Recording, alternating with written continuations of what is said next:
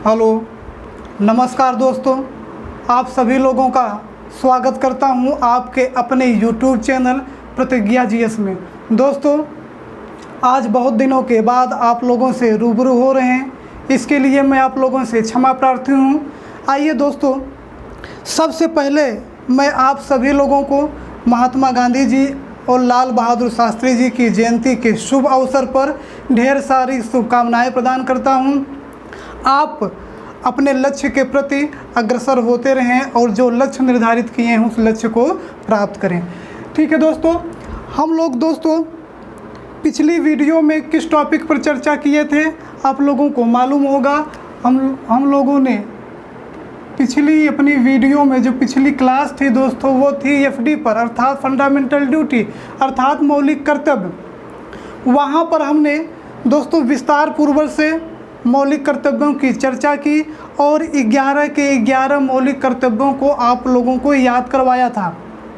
बहुत आसान शब्दों में, एकदम चुटकियों में याद करवाया था। अगर आप लोगों को वह 11 के 11 मौलिक कर्तव्य याद हो गए हैं तो कमेंट बॉक्स में ज़रूर बताइएगा दोस्तों कि आप लोगों को वो 11 मौलिक कर्तव्य याद हो गए हैं। जो दोस्त हमारे इस चैनल पर अभी नए हैं और वो हमारी पिछली वीडियो को नहीं देखे हैं तो मैं पिछली वीडियो की तरफ थोड़ा से 5 मिनट का समय लेना चाहता हूं। दोस्तों, हमने एफडी में बताया था 11 मौलिक कर्तव्यों की चर्चा की थी। कितने वर्तमान में कितने मौलिक कर्तव्य हैं दोस्तों? 11 मौलिक कर्तव्य हैं और 11 की 11 मौलिक कर्तव्यों को हमने आपको याद करवाया था। कैसे याद करवाया था दोस्तों? चूँकि यहाँ से क्वेश्चन जो है बड़ा अच्छा क्वेश्चन पूछता है दोस्तों। अब जो 11 मौलिक कर्तव्य हैं वहाँ से प्रश्न आपके एग्जाम में पूछे जा रहे हैं। कैसे आपसे पूछा जाएगा कि 7वां मौलिक कर्तव्य कौन सा है, पहला मौलिक कर्तव्य कौन सा है, दूसरा कौन सा है, तीसरा कौन सा है, 5वां कौन सा है। इस प्रकार से आपसे पूछे जाएंगे, या आपको एक तरफ मौलिक कर्तव्य दे देगा और दूसरी तरफ मिलान करने को दे देगा। ठीक है दोस्तों, तो आइए देखते हैं। देखिए दोस्तों, जो पहला मौलिक कर्तव्य है, हमने पहले मौलिक कर्तव्य में क्या बताया, ये एक है दोस्तों। हमारा जो मौलिक कर्तव्य है उन क्रम के अनुसार पर हम लोगों ने ट्रिक बताई थी और उसे आसान भाषा में समझा था। एक है, हमने कहा था हमारे देश में एक संविधान है कि नहीं है, एक ध्वज है कि नहीं है, एक संविधान, एक ध्वज और एक राष्ट्रगान, एक राष्ट्रगान। बोलिए है कि नहीं है? तो इन सब का आदर और सम्मान करना हमारा क्या है, पहला मौलिक कर्तव्य है। तो पहला संविधान, पहला ध्वज, एक संविधान, एक राष्ट्रगान। दूसरा हमने क्या बताया था दोस्तों? उंगलियों में जल्दी जल्दी इसको याद करते हैं। दूसरा क्या था? 2 से क्या हो जाएगा, 2 हाथ करना। हमारे देश को आज़ाद कराने में, राष्ट्रीय आंदोलन में अंग्रेज़ों से जो हमारे पूर्वजों ने 2 हाथ किए थे, उनके विचारों को हम लोग अपने हृदय में क्या करेंगे, संजोए रखेंगे। तो 2 से क्या हो जाएगा, 2 हाथ करना, राष्ट्रीय आंदोलन, राष्ट्रीय स्वतंत्रता में। ठीक है। तीसरा से हमने क्या बताया था कि 3 तिगाड़ा काम बिगाड़ा। 3 तिगाड़ा यहाँ दोस्तों काम बिगाड़ना नहीं है, काम बनाना है। अगर हमारे देश की संप्रभुता, एकता और अखंडता बिगड़ गई, नष्ट हो गई तो काम बिगड़ जाएगा। इसे हमको बिगाड़ना नहीं है, इसे हम क्या रखना है, अक्षुण्ण बनाए रखना है। ठीक है दोस्तों। तो 3 से क्या बनाना है, 3 तिगाड़ा काम बिगाड़ा। 3 से क्या हो जाएगा, 3 है दोस्तों संप्रभुता, एकता, अखंडता। चौथा नंबर हमने क्या बताया था कि चारों खाने चित। 4 से क्या हो जाएगा, चारों खाने चित। किसे करना, दुश्मनों को चित करना। अगर क्या बताया गया है कि भारत के सभी नागरिकों को यह कर्तव्य होगा कि वह देश की रक्षा करे और आह्वान किए जाने पर राष्ट्र की सेवा करे। तो बुलाए जाने पर सभी नागरिकों का यह कर्तव्य है कि वो देश की सेवा करे। 5 से क्या बताया था दोस्तों? हमने कहा था पंचमुखी सदा सुखी। 5 उंगलियां, एक हाथ में 5 उंगलियां हैं दोस्तों, छोटी बड़ी एक सब हैं, लेकिन हम क्या करते हैं, इनको सबको लेकर चलते हैं। तो उसी प्रकार दोस्तों धर्म, भाषा, पंथ, प्रदेश, वर्ग के आधार पर हमें किसी के साथ भेदभाव नहीं करना है। समरसता और भातृत्व के साथ इन सबको हम लोगों को लेकर चलना है। 6 नंबर से क्या बताया था, छठ मैया अर्थात जो सांस्कृतिक परंपराएं हैं, गौरवशाली परंपराएं हैं, उसे हम लोगों को अक्षुण्ण बनाए रखना है। 7 से क्या बताया था हमने, 7 समुद्र पार कराया था। गाना आप लोगों ने सुना होगा, 7 समुद्र पार। ठीक है दोस्तों, तो 7 समुद्र पार मतलब प्राकृतिक पर्यावरण के अंतर्गत, जैसे वन हो गया, झील हो गई, नदी हो गया, वन्य जीव हो गया, इन सब की रक्षा करना और उनका संवर्धन करने का दायित्व किसका है, हमारा और आपका है। 8 से क्या हो जाएगा दोस्तों, 8 से हमने कहा था, 8 मतलब आर्ट मतलब कला, और कला जहाँ होगा वहाँ विज्ञान जरूर होगा। तो वैज्ञानिक दृष्टिकोण का विकास करना, मानववाद को बढ़ावा देना, ये किस में है, 8। और हमने दोस्तों 9 से क्या कहा था, नो नहीं करना, क्या नहीं करना है, हिंसा नहीं करना है। ठीक है, सार्वजनिक संपत्ति की रक्षा करना, उसका संवर्धन करना है, लेकिन हिंसा नहीं करनी है। 10 में हमने क्या बताया था दोस्तों, 10 का दम। अगर 10 का दम है तो हमारा काम हर जगह दोस्तों बनता चला जाएगा, हम निरंतर बढ़ते हुए चले जाएंगे। तो हमें राष्ट्र में प्रगति करना है, निरंतर प्रयास करते रहना, जिससे हमारा राष्ट्र या देश वो क्या करे दोस्तों, विकास, निरंतर विकास करता चला जाए। 11 आपको बताने की आवश्यकता नहीं है दोस्तों, सभी आप लोग जानते हैं। 6 से 14 वर्ष के माता पिता व अभिभावकों के एवं अभिभावकों का यह दायित्व होगा कि वो अपने बच्चों को निःशुल्क प्रारंभिक शिक्षा उपलब्ध कराएं। तो ये दोस्तों हो गया जो पिछली वीडियो में हमने चर्चा की थी। जिन प्यारे दोस्तों ने, जिन साथियों ने हमारी उस पिछली वीडियो को नहीं देखा है, उनसे हमारा यह आग्रह है कि वे पिछली वीडियो को ज़रूर देखें और 11 के 11 मौलिक कर्तव्य को याद कर लें दोस्तों, आसानी से समझ जाएंगे। इतना मेरा दृढ़ विश्वास है। अगर उस वीडियो को आप एक बार या 2 बार देख लेते हैं तो ये 11 के 11 मौलिक कर्तव्य आप कभी ज़िंदगी में भूलेंगे नहीं। आइए दोस्तों हम लोग चलते हैं अपने टॉपिक की तरफ।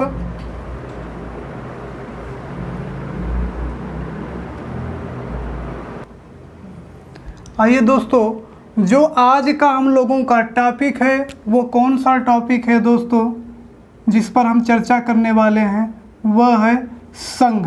संघ अर्थात दोस्तों केंद्र, संघ अर्थात केंद्र।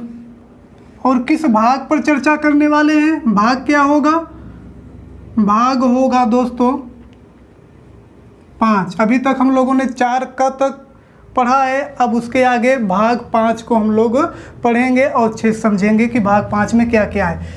अनुच्छेद क्या है, इस भाग 5 के अंतर्गत कितने अनुच्छेद हैं दोस्तों, आप कहेंगे 52 से लेकर 151 तक उल्लेख किया गया है भाग 5 में अनुच्छेदों का। ठीक है दोस्तों, तो वे जो दोस्त अभी तक हमारे इस चैनल को सब्सक्राइब नहीं किए हैं, उन दोस्तों से मेरा एक बार फिर से आग्रह है कि हमारे इस चैनल को सब्सक्राइब कर लें, बेल आइकन का बटन दबा दें, ताकि दोस्तों संविधान की आने वाली वीडियो की हर नोटिफिकेशन आप तक आसानी के साथ पहुंचती रहे दोस्तों। आइए दोस्तों चलते हैं।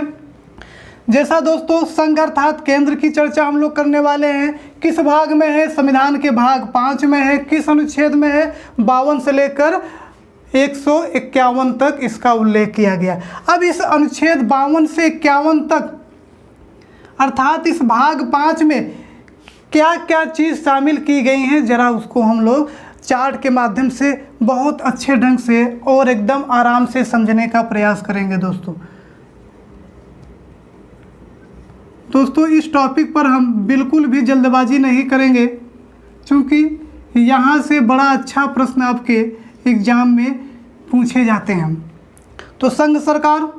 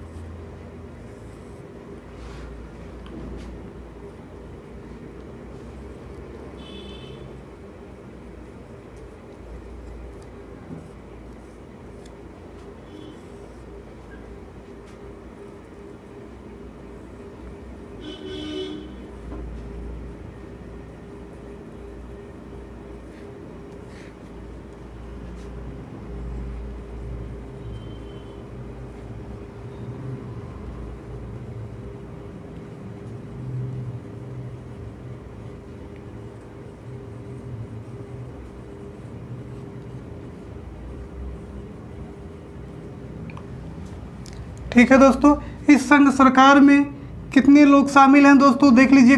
संघ की कार्यपालिका हम लोग क्या करेंगे दोस्तों, संघ की कार्यपालिका, संघ की विधायिका, संघ की न्यायपालिका। ये जो नियंत्रक महालेखा परीक्षक होता है दोस्तों, ये पूरे भारत के संदर्भ में होता है, राज्यों में अलग प्रावधान इसका नहीं किया गया है। ठीक है, अब देखेंगे इस संघ की कार्यपालिका में कहाँ से कहाँ तक इसका उल्लेख किया गया है, किस अनुच्छेद से किस अनुच्छेद तक, तो आप कहेंगे 52 से लेकर 78 तक। दोस्तों आप सभी लोग कहते हैं कि सर अनुच्छेद याद नहीं होते, तो बड़े ही आसानी से टुकड़ों में हम लोग इसे विभाजित करते हुए पहले आप समझिए कि वह अनुच्छेद किससे संबंधित है, फिर संबंधित होने के बाद आपको सारी चीज़ें क्लियर हो जाएगी। तो 52 से लेकर 78 तक संघ की कार्यपालिका का उल्लेख किया गया, अर्थात 52 से लेकर 78 तक जो भी अनुच्छेद होंगे वह संघ की कार्यपालिका के बारे में बताएंगे। अब विधायिका दोस्तों, इसी को हम लोग क्या कहते हैं, संसद कहते हैं। इसका उल्लेख जो है वह अनुच्छेद 79 से लेकर 123 तक है।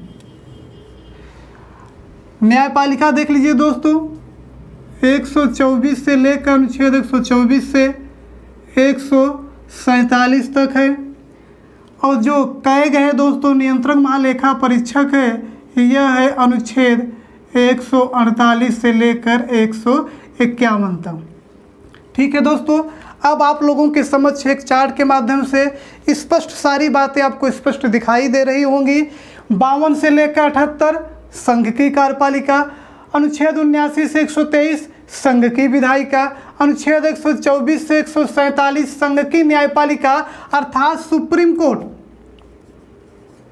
अर्थात पूरे भारत के संदर्भ में सर्वोच्च कौन है, सुप्रीम कोर्ट। सुप्रीम कोर्ट की बात हो रही है। जैसे यहाँ पर दोस्तों संघ की सरकार है, वैसे जब हम लोग राज्य पढ़ेंगे तो वहाँ पर राज्य सरकार में राज्य की कार्यपालिका, राज्य की विधायिका, राज्य की न्यायपालिका, वहाँ राज्य की न्यायपालिका में क्या होगा, हाई कोर्ट होगा। ठीक है दोस्तों, और ये तो पूरा है ही दोस्तों। ठीक है, अनुच्छेद 79 से 123 क्या है, विधायिका है। अनुच्छेद 124 से 147 संघ की न्यायपालिका, जिसमें केवल सुप्रीम कोर्ट का वर्णन किया गया है। और अनुच्छेद 148 से लेकर अनुच्छेद 151 तक नियंत्रक महालेखा परीक्षक के बारे में बताया गया है दोस्तों। ठीक है, तो ये कुछ दोस्तों संघ की सरकार है जिसमें इतने लोग शामिल हैं। इतने टॉपिक को हम लोगों को पढ़ना है 52 से लेकर 151 तक। तो आपको 151 लास्ट इधर है और 52 शुरुआत इधर है। ठीक है, तो इतने टॉपिक को हम लोगों को पढ़ना है। तो संघ की सरकार में जो हम लोगों का पहला टॉपिक होगा वो कौन सा होगा दोस्तों, संघ की कार्यपालिका। क्या होगा, संघ की कार्यपालिका। आइए दोस्तों, अब हम लोग चलते हैं संघ की कार्यपालिका की तरफ।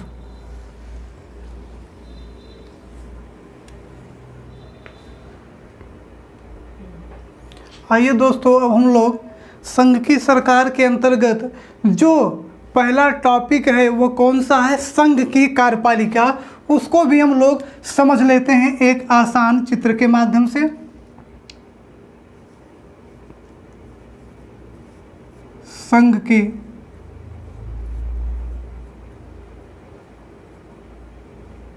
कार्यपालिका।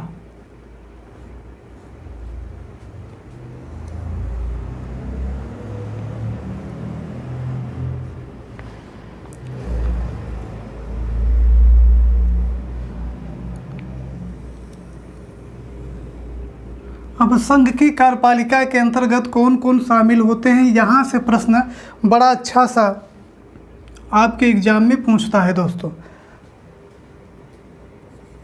तो संघ की कार्यपालिका में सबसे जो पहले हैं वो कौन है दोस्तों, राष्ट्रपति। और इनका उल्लेख जो किया गया है वह किया गया है अनुच्छेद 52 से लेकर 62 तक। देखिए दोस्तों कितना आसान होता जा रहा है आपके सामने अनुच्छेदों को याद करना। दूसरे जो शामिल हैं वह हैं उपराष्ट्रपति। उपराष्ट्रपति इस प्रकार से हम लोग हर चैप्टर को पढ़ते चलेंगे तो अनुच्छेद हम लोगों को सारे के सारे क्लियर होते चलेंगे। तो इसमें अनुच्छेद क्या है दोस्तों, इसमें अनुच्छेद जो है वो है 63 से लेकर 73 तक। और जो अगला इसमें अंग है दोस्तों संघ की कार्यपालिका में जो शामिल होते हैं वो है पीएम प्लस उसका मंत्रिपरिषद।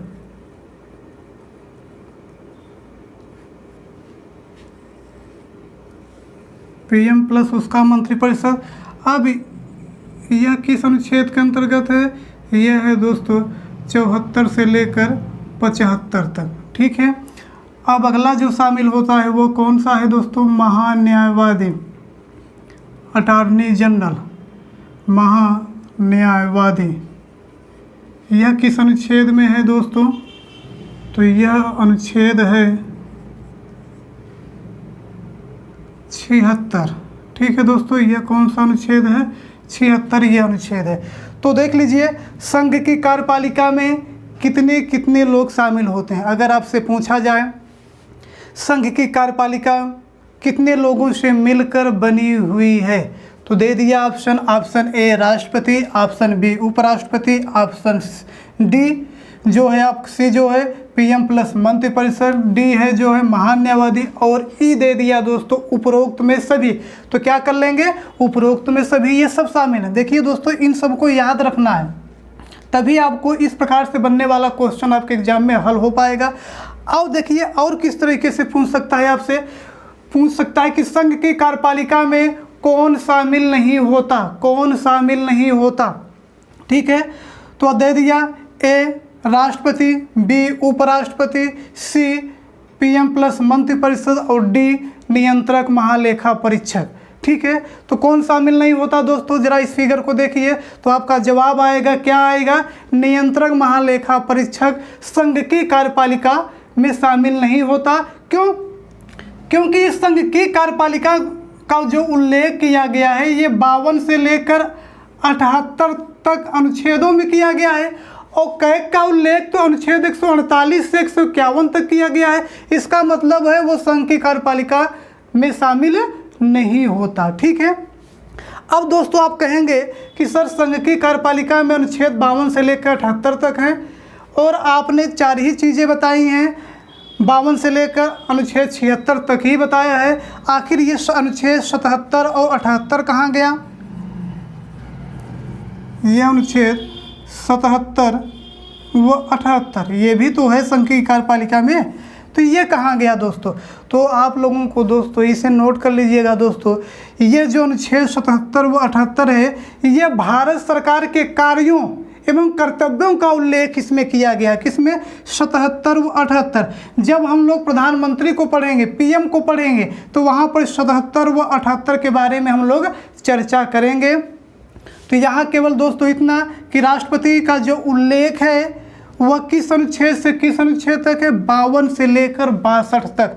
अब इसका मतलब है कि 52 से लेकर 62 तक आने वाले जितने भी अनुच्छेद होंगे वे राष्ट्रपति से ही पर्सनल रूप से संबंधित होंगे। ठीक है दोस्तों, हालांकि कुछ अनुच्छेद है ऐसे हैं जो राष्ट्रपति व उपराष्ट्रपति दोनों से संबंधित है, जैसे अनुच्छेद 71, उसकी चर्चा हम लोग आगे करेंगे। ठीक है दोस्तों, तो अनुच्छेद 63 से लेकर 73 तक जो अनुच्छेद हैं वो उपराष्ट्रपति से संबंधित हैं।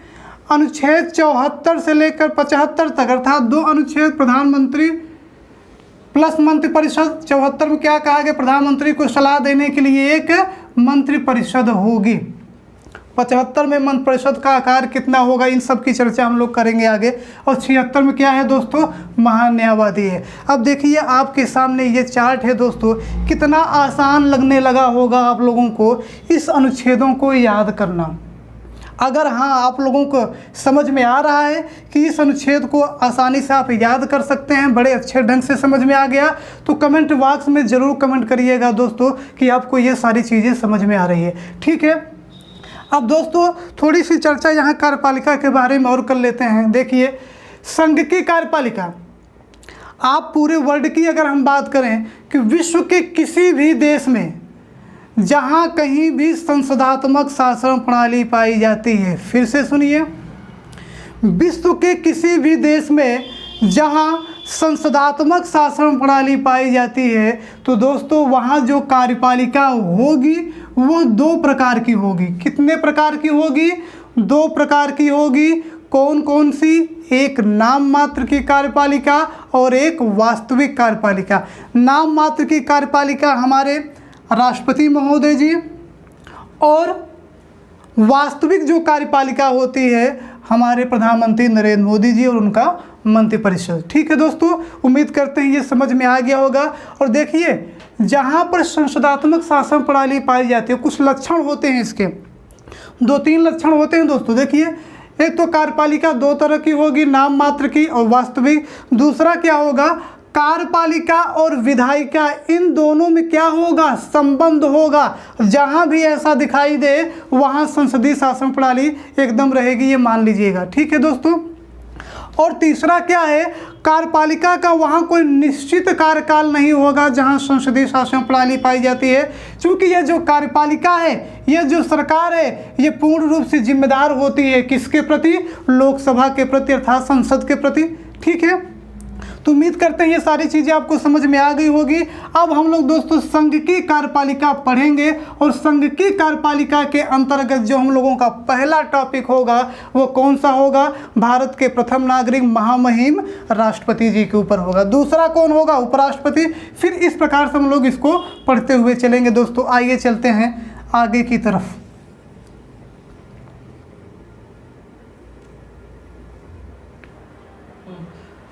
आइए दोस्तों, अब हम लोग संघ की कार्यपालिका के अंतर्गत जो पहला टॉपिक है और सबसे महत्वपूर्ण टॉपिक है, यहाँ से बहुत अच्छे प्रश्न बनते हैं दोस्तों। और इस टॉपिक को हम लोग बहुत विस्तार पूर्वक आराम से चर्चा करते हुए चलेंगे, हर एक चीज़ को क्लियर करेंगे, क्योंकि यहाँ से बड़े अच्छे और डीप में जाकर प्रश्न पूछे जाते हैं। आइए दोस्तों, जो टॉपिक है जिस पर हम लोग चर्चा करने वाले हैं वो कौन सा है दोस्तों? राष्ट्रपति। अब इस राष्ट्रपति पर हम लोग चर्चा करेंगे विस्तार से। यह दोस्तों आपके कई दिन इस टॉपिक पर क्लास चलेगी और विस्तार से चलेगी। आइए देखते हैं राष्ट्रपति। पहले इस पद की बात कर लेते हैं दोस्तों। राष्ट्रपति जो पद है यह भारत का सबसे सर्वोच्च संवैधानिक पद होता है, इस चीज़ को ध्यान रखिएगा। जो राष्ट्रपति होता है यह भारत का सबसे सर्वोच्च संवैधानिक पद होता है। दूसरी बात, यह भारत के प्रथम नागरिक होते हैं। जो राष्ट्रपति होता है उन्हें भारत का प्रथम नागरिक माना जाता है। ठीक है दोस्तों, अब आइए देखते हैं यहाँ से किस प्रकार से प्रश्न बनते हैं, कौन कौन से अनुच्छेद हैं, 52 से लेकर जितने भी अनुच्छेद हैं राष्ट्रपति को से संबंधित, उन सब की हम लोग चर्चा करते हैं एक एक करके। अब दोस्तों देखिए, जो अनुच्छेद 52 है यह क्या कहता है? पहले दोस्तों हम लोग एक एक से चर्चा कर लेंगे, फिर आगे चलकर इसे कैसे याद किया जाएगा इसके बारे में भी हम लोग चर्चा करेंगे। अनुच्छेद 52 क्या कहता है? तो अनुच्छेद 52 सीधा सा कहता है कि भारत का एक राष्ट्रपति होगा। भारत का एक राष्ट्रपति होगा, इतनी सी बात कहता है अनुच्छेद 52। क्या कहता है? कि भारत का एक राष्ट्रपति होगा। अर्थात अगर पूछे कि राष्ट्रपति पद का उल्लेख किस अनुच्छेद के अंतर्गत किया गया है? अनुच्छेद 52। भाई इसमें साफ साफ बताया गया है कि भारत का एक राष्ट्रपति होगा, अर्थात राष्ट्रपति पद का उल्लेख किया गया है, तो अनुच्छेद कौन सा हो जाएगा? अनुच्छेद 52। ठीक है, अब देखिए अनुच्छेद 53 क्या कहता है?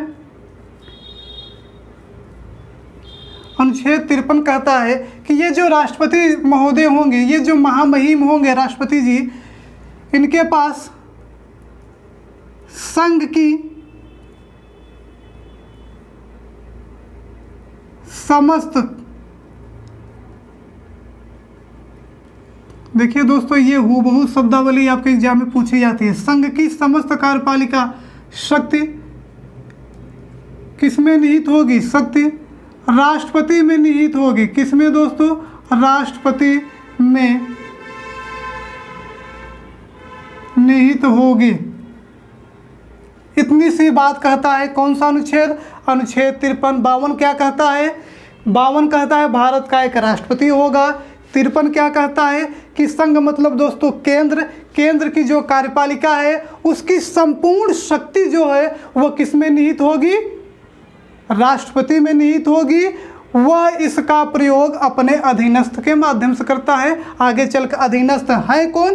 पीएम प्लस उसके मंत्रिपरिषद। ठीक है। अब अनुच्छेद 54 क्या कहता है? 54 कहता है कि जो राष्ट्रपति होंगे, राष्ट्रपति, इनका निर्वाचन जो होगा एक निर्वाचन मंडल द्वारा किया जाएगा। किसके द्वारा?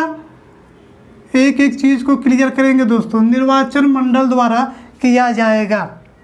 तो कभी कभी यहाँ से भी प्रश्न पूछता है दोस्तों, कैसे कि किस अनुच्छेद के अंतर्गत राष्ट्रपति के निर्वाचन मंडल का उल्लेख किया गया है? तो कौन सा अनुच्छेद होगा दोस्तों? अनुच्छेद 54।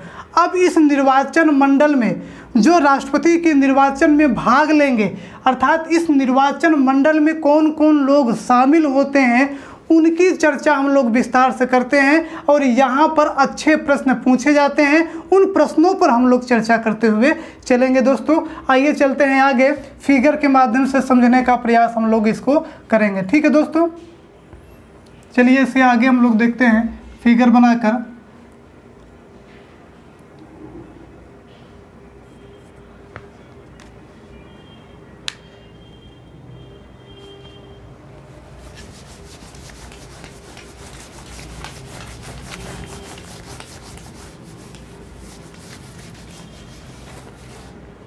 आइए देखते हैं, फिगर के माध्यम से इसे समझने का प्रयास करते हैं कि ये जो निर्वाचन मंडल है, निर्वाचन मंडल किसका निर्वाचन मंडल? राष्ट्रपति का निर्वाचन मंडल। ठीक है, यह किस अनुच्छेद में है? तो यह है अनुच्छेद 54 में, इसे याद रखेंगे। अब इस निर्वाचन मंडल में कौन कौन लोग शामिल होते हैं इसे बड़े आराम से समझिएगा और मेरे साथ फिगर बनाते हुए चलेंगे दोस्तों। निर्वाचन मंडल में कौन शामिल होते हैं? संसद के दोनों सदनों के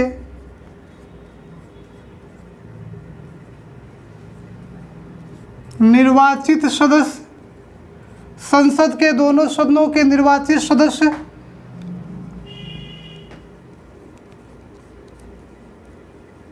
सभी राज्यों के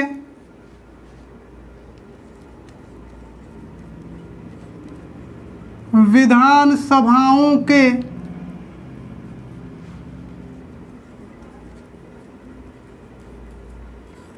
निर्वाचित सदस्य। ठीक है, और क्या है ये दोस्तों? संघ शासित प्रदेश, संघ शासित प्रदेश जहां पर विधानसभा मौजूद है। कौन दोस्तों? दिल्ली,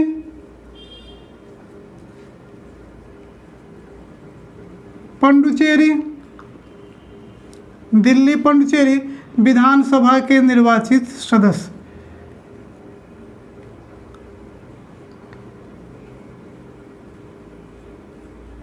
निर्वाचित सदस्य। और यह जो प्रावधान किया गया, दिल्ली पुडुचेरी को जो शामिल किया गया, यह किस संशोधन द्वारा? 17वां संविधान संशोधन 1992 में। ठीक है दोस्तों, याद रखेंगे इस चीज़ को। देखिए, समझने का प्रयास करिए कि राष्ट्रपति के निर्वाचन मंडल में, अर्थात राष्ट्रपति के निर्वाचन में कौन कौन भागीदार होते हैं? संसद के दोनों सदनों के निर्वाचित सदस्य, एकदम ध्यान रखेंगे, यहाँ पर निर्वाचित सदस्य लग रहा है, अर्थात लोकसभा प्लस राज्यसभा। लोकसभा में कितने सदस्य निर्वाचित हैं? 543। और राज्यसभा में कितने हैं? 233। इन दोनों को जोड़ेंगे तो कितना आएगा आपको? 3 3 6, 4 3 7 दोस्तों, और 5 2 7 सदस्य जो निर्वाचित होते हैं वे भागीदार होंगे किसमें? राष्ट्रपति के निर्वाचन में, अर्थात जो निर्वाचन मंडल है उसमें इतने लोग शामिल होंगे।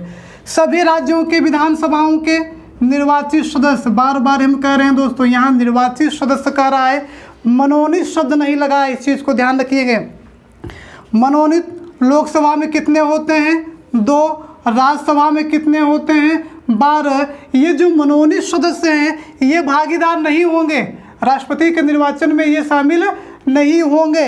अगर आपसे पूछा जाए कि राष्ट्रपति के निर्वाचन में संसद के कितने सदस्य भागीदार नहीं होते, उन्हें शामिल नहीं किया जाता या भागीदार नहीं बनाया जाता, तो 12 ये दोस्तों, 2 ये, कुल कितने सदस्य? 14 सदस्य। क्यों शामिल नहीं किया जाता? क्योंकि ये क्या होते हैं? मनोनीत होते हैं। और यहाँ पे क्या कह रहा है कि वे ही संसद के सदस्य राष्ट्रपति के निर्वाचन में भाग लेंगे जो क्या होंगे? निर्वाचित होंगे। इसीलिए इसे बार बार हाईलाइट कर रहे हैं, निर्वाचित होंगे। इस शब्द को एकदम दिमाग में रखेंगे, ठीक है। संघ शासित प्रदेश जैसे दिल्ली, पांडिचेरी विधानसभा के निर्वाचित सदस्य, ठीक है दोस्तों। आप लोग जानते हैं विधानसभा में राज्यपाल एक सदस्य को क्या करता है? मनोनीत करता है। तो वो एक सदस्य जो मनोनीत होता है वो राष्ट्रपति के निर्वाचन में भागीदार नहीं होता। और दिल्ली, पांडिचेरी जहाँ पर विधानसभा थी दोस्तों, वहाँ पर इस चीज़ को शामिल किया गया कि संशोधन के तहत 17वां संशोधन 1992 के तहत, ठीक है। अब दोस्तों, अब इसी में आप लोग क्या जोड़ लेंगे? जम्मू कश्मीर। क्यों जोड़ लेंगे?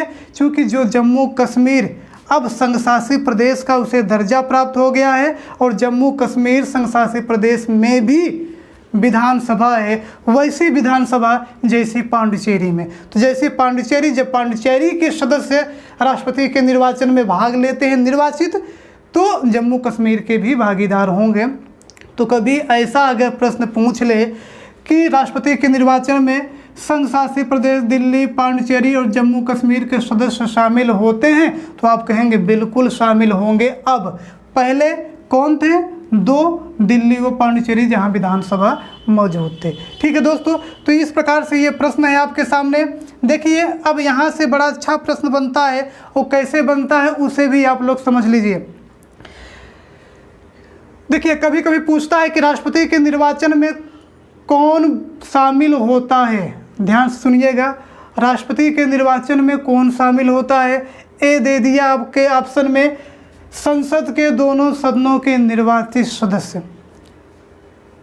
ध्यान सुनिएगा, बी ऑप्शन में दे दिया सभी राज्य विधान मंडलों के निर्वाचित सदस्य। सी दे दिया संघ शासित प्रदेश दिल्ली व पांडिचेरी विधानसभा के निर्वाचित सदस्य। और डी ऑप्शन आपका दे दिया दोस्तों ए प्लस सी दोनों, और ई ऑप्शन में दे दिया ई सभी। तो क्या आंसर होगा? जल्दी से बताएं क्या आंसर होगा। ठीक है दोस्तों, जल्दी से बताएं। तो सभी मत लगाइएगा दोस्तों, हमने कहा सभी मत लगाइएगा। क्यों नहीं लगाएंगे? क्योंकि यहाँ हमने जो बी विकल्प बोला है उसे ध्यान से सुनिए। बी विकल्प क्या बोला है? सभी राज्य के विधान मंडल के निर्वाचित सदस्य।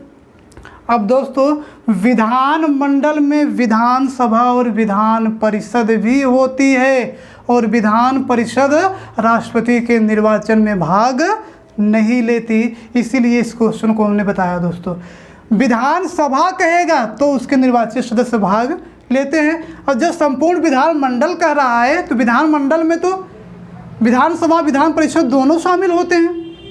तो यहाँ पे विधान परिषद के सदस्य शामिल नहीं होते, ठीक है, और ना ही मनोनीत सदस्य भागीदार होते हैं। इस चीज़ को आप लोग एकदम दिमाग में बैठा कर रखेंगे। अब हम लोग चलेंगे अनुच्छेद 55 की तरफ और देखेंगे कि राष्ट्रपति के निर्वाचन की विधि क्या है। आइए दोस्तों, अब अनुच्छेद 55 की तरफ बढ़ते हैं। अनुच्छेद 55 क्या कहता है? इसमें राष्ट्रपति के निर्वाचन की विधि राष्ट्रपति के निर्वाचन कैसे होगा, क्या विधि होगी, उस विधि का उल्लेख किसमें किया गया है? अनुच्छेद 55 में। तो दोस्तों कभी कभी आपसे पूछा जाता है कि राष्ट्रपति के निर्वाचन की प्रक्रिया का उल्लेख किस अनुच्छेद में है, तो अनुच्छेद क्या होगा? अनुच्छेद 55। अगर कहे कि राष्ट्रपति का निर्वाचन मंडल किस अनुच्छेद में है? 54 में हो। तो दोस्तों राष्ट्रपति का निर्वाचन एक निर्वाचन मंडल द्वारा किया जाएगा और उस निर्वाचन मंडल में कौन कौन शामिल होंगे उसको चर्चा हम लोग पहले कर चुके हैं। ठीक है, अब किस प्रकार से होगा? तो राष्ट्रपति का निर्वाचन दोस्तों एकल संक्रमणी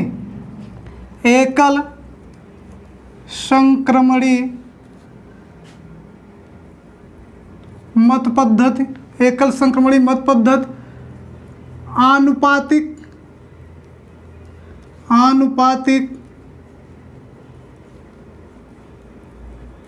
प्रतिनिधित्व प्रणाली के तहत गुप्त मतदान द्वारा, ध्यान दीजिएगा दोस्तों, गुप्त मतदान द्वारा किया जाता है। ठीक है, तो राष्ट्रपति के निर्वाचन की विधि क्या है? एकल संक्रमणी मत पद्धति, अनुपातिक प्रतिनिधित्व प्रणाली, इन दोनों के तहत किस प्रकार से? गुप्त मतदान के द्वारा किया जाता है। एकल संक्रमणी मत पद्धति कहाँ से क्या है दोस्तों? तो जब हम लोग संविधान सभा के गठन के बारे में पढ़ रहे थे तो वहाँ पर इन दोनों पद्धतियों की विस्तार पूर्वक चर्चा की गई है। फिलहाल यहाँ देख लीजिए, एकल संक्रमणी मत पद्धति का ऐसे होता है दोस्तों, वरीयता क्रम के आधार पर वोटिंग करना, जबकि अनुपातिक प्रतिनिधित्व प्रणाली का ऐसे होता है एक समान मानदंड तैयार करना। कैसे?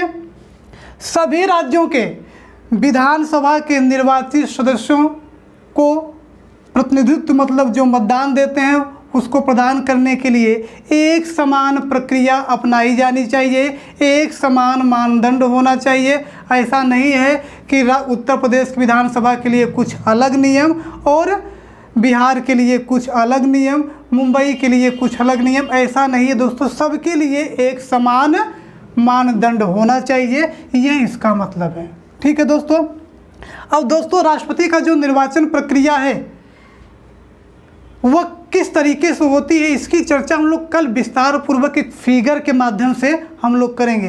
तो आज हम लोग बस इतना कहेंगे कि जो लोग, देखिए थोड़ा सा हम लोग समझने का प्रयास करेंगे, उदाहरण को लेकर चलेंगे। तो हम आप ही में से जो लोग इच्छुक हैं राष्ट्रपति का चुनाव लड़ने के लिए, वे लोग अपना नाम कमेंट बॉक्स में ज़रूर लिखिएगा। कल उसी नाम को लेकर दोस्तों हम लोग फिगर के माध्यम से समझने का प्रयास करेंगे। ठीक है, फिलहाल अब आज जो हम लोग जो बेसिक कॉन्सेप्ट है उसकी चर्चा कर लेते हैं। ठीक है, अब दोस्तों देख लीजिए, ये तो हो गया राष्ट्रपति के निर्वाचन की विधि कैसे कैसे होती है। अब जो अनुपातिक प्रतिनिधित्व प्रणाली है, इसके अंतर्गत जो एक एमएलए का मतलब एक जो विधायक का मतमूल्य निकाला जाता है उसके लिए सूत्र क्या है, और एक एमपी अर्थात सांसद का जो मतमूल्य क्या होता है वो क्या होता है सूत्र। उन दोनों सूत्रों को आप लोग यहीं पर लिख लीजिए, फिर हम लोग आगे बढ़ते हैं इसके आगे।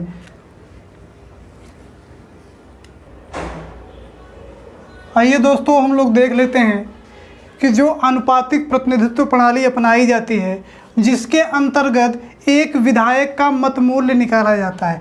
तो यह एक विधायक का मतमूल्य जो निकाला जाता है उसके लिए सूत्र क्या है दोस्तों? उस राज्य की संपूर्ण जनसंख्या क्या है? उस राज्य की संपूर्ण जनसंख्या भागे उस राज्य की विधानसभा के निर्वाचित सदस्य, उस राज्य कि विधानसभा के निर्वाचित सदस्य गुणिते 1/1000।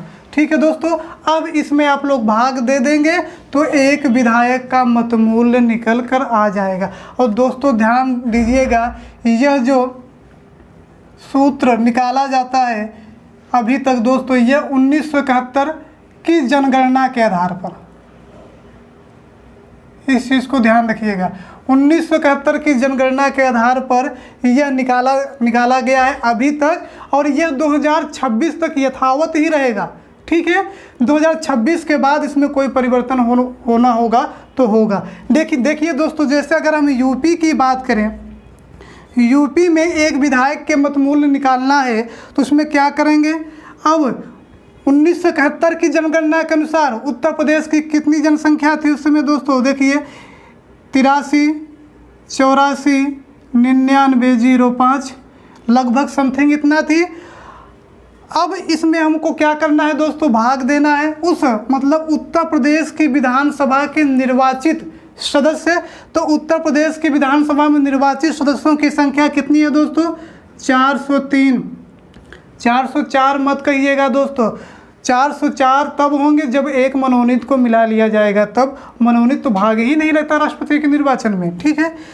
अब इसको मल्टीप्लाई कर देंगे दोस्तों 1/1000 से।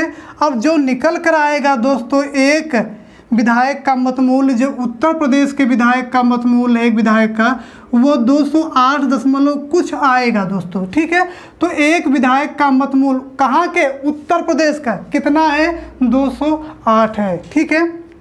इसी प्रकार से देखिए दोस्तों, अगर हमको एक एमपी अर्थात सांसद का मतमूल्य निकालना है, एमपी मतलब मेंबर ऑफ पार्लियामेंट, एमएलए मतलब दोस्तों मेंबर ऑफ लेजिस्लेटिव असेंबली, ठीक है।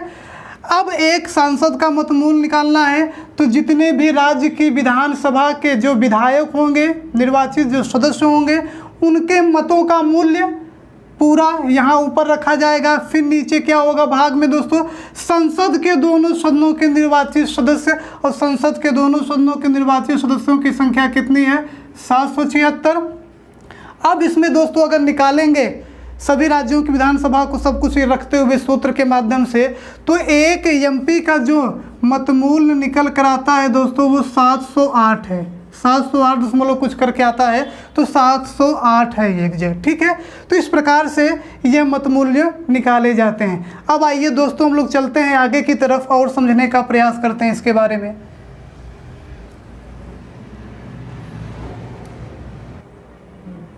आइए दोस्तों अब हम लोग थोड़ा से और समझ लेते हैं, क्योंकि यह टॉपिक तो बहुत बड़ा है, इसलिए इसकी विस्तार पर हम कोई जल्दबाजी नहीं करेंगे, विस्तार से इसकी चर्चा हम लोग एक एक करके चलते हुए चलेंगे। थोड़ी सी चर्चा यहाँ पर कर लेते हैं, फिर नेक्स्ट कल, ठीक है दोस्तों। आइए देखते हैं। अब राष्ट्रपति का हम लोगों ने, राष्ट्रपति का पद भी हो गया, कार्यपालिका शक्ति भी हो गई, निर्वाचन मंडल भी हो गया, निर्वाचन की प्रक्रिया भी हो गई, और कैसे मतों का मूल्य निकाला जाता है एक विधायक का, एक सांसद का, वो सारे सूत्र की चर्चा हम लोगों ने कर दी, ठीक है। अब दोस्तों जैसे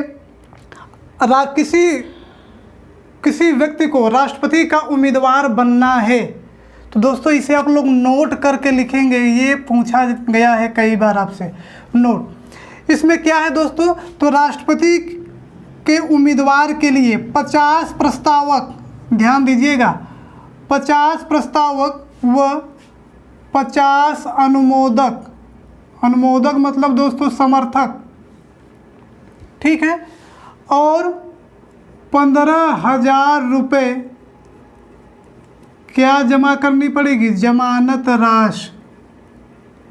और ये जमानत राशि कहाँ जमा करनी पड़ेगी, आरबीआई में, रिजर्व बैंक ऑफ इंडिया में, ठीक है दोस्तों।